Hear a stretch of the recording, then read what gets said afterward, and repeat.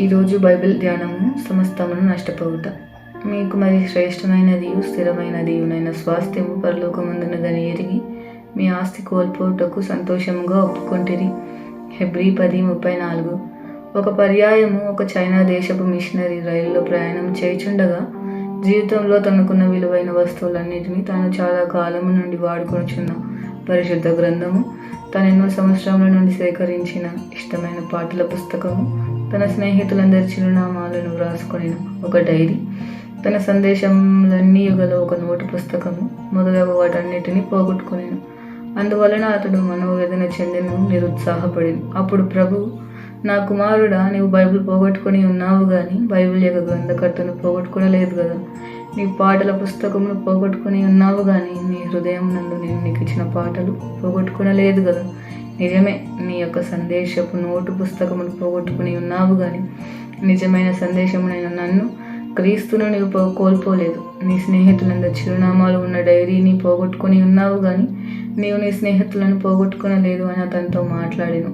దీనిని వినిన వెంటనే ఆ మిషనరీ గారు అధికముగా ధైర్యపరచబడింది మరియు ప్రభువునందు ఆనందించుటకు ప్రారంభించెను. ప్రియమైన స్నేహితుడా, నీవు ఒకవేళ ఇటీవల నీ డబ్బును, గృహమును, ఆస్తిని, ఉద్యోగమును లేక నీకు విలువైనది ఏదో ఒక దానిని పోగొట్టుకుని ఉండవచ్చును. అయితే ఆత్మ సంబంధమైన, భూ సంబంధమైన ఆశీర్వాదములకు నిధియు యజమానుడును కర్తయునగు నీ దేవుని నీవు పోగొట్టుకునలేదని జ్ఞాపకం ఉంచుకొను. ఆయన దైవశక్తి జీవమునకును భక్తికిని కావలసిన వాటన్నిటినీ మనకు దయచేయుచున్నది.